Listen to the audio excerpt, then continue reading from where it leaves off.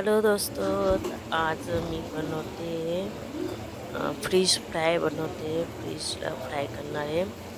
तर हे जवळजवळ माझे अर्धा किलो मासे आहेत आणि माशांना फ्राय करायसाठी आधी मी हे लिंबूचा रस टाकला. एक अर्धा लिंबू आहे तो त्याचा रस टाकला, बिया काढून घेतल्या आणि त्याच्यानंतर मग आपले बेसिक जे मसाले असतात ते टाकले.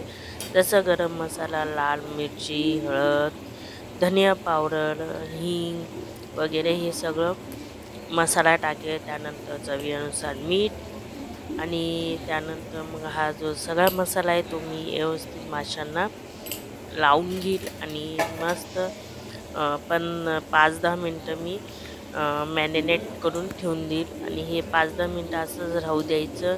तेव्हापर्यंत आपण जो बेसिक दुसरा जो आपण त्याला कोटेक्ट करणार आहे ते त्याचं तयार करून घेऊया. तर ते मी तुम्हाला दाखवते. तर आता इथं मी 1 वाटी रवा घेतलेला आहे. हा बारीक रवा आहे. जाड रवा असेल तर तो मिक्सरमधून तुम्ही काढून घ्यायचा.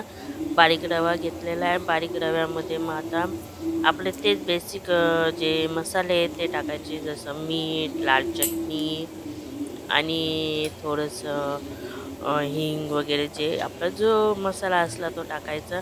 त्याच्यात आपण तुम्ही हळद वगैरे हे सगळं टाकायचं आणि तो व्यवस्थित चांगला मिक्स करून घ्यायचं. आणि त्यानंतर मग आपले हे बघा, मस्तपैकी हा मसाला आपला तयार झालेला आहे. आणि मसाल्याच्या ज्या गोठळ्या असल्या त्या तुम्ही काढून घ्यायच्या, त्या फ्राय त्याने ठेवायच्या. त्यानंतर मग मी हे व्यवस्थित मिक्स करून घेतलेलं आहे आणि आता इथं मी पॅन गरम करायला ठेवेल.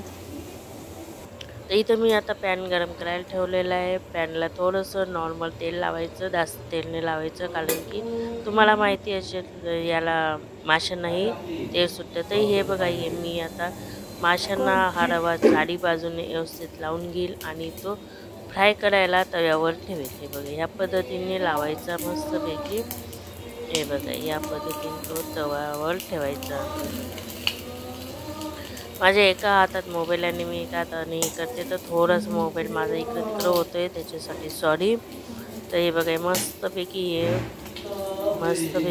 असं लावायचं.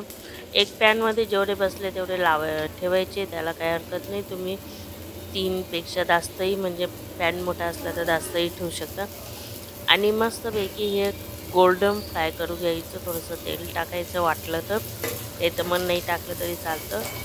आणि त्यानंतर मस्तपैकी गोल्डन फ्राय होऊ द्यायचं आणि त्यानंतर मग मस्त दोघं साईडने भाजून घ्यायचं. आणि मासे लवकर शिजून जातात, तुम्हाला माहिती असेल.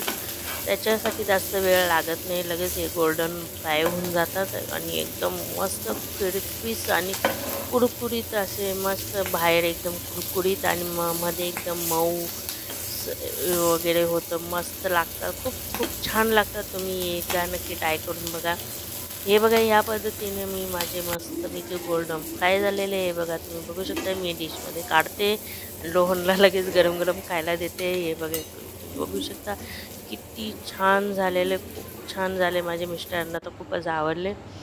तर ही फिश फ्रायच्या रेसिपी तुम्हाला आवडली असेल तर लाईक करा, शेअर करा, माझ्या चॅनल सबस्क्राईब नक्की करा. पुन्हा भेटूया पुढच्या व्हिडिओमध्ये. तोपर्यंत बाय.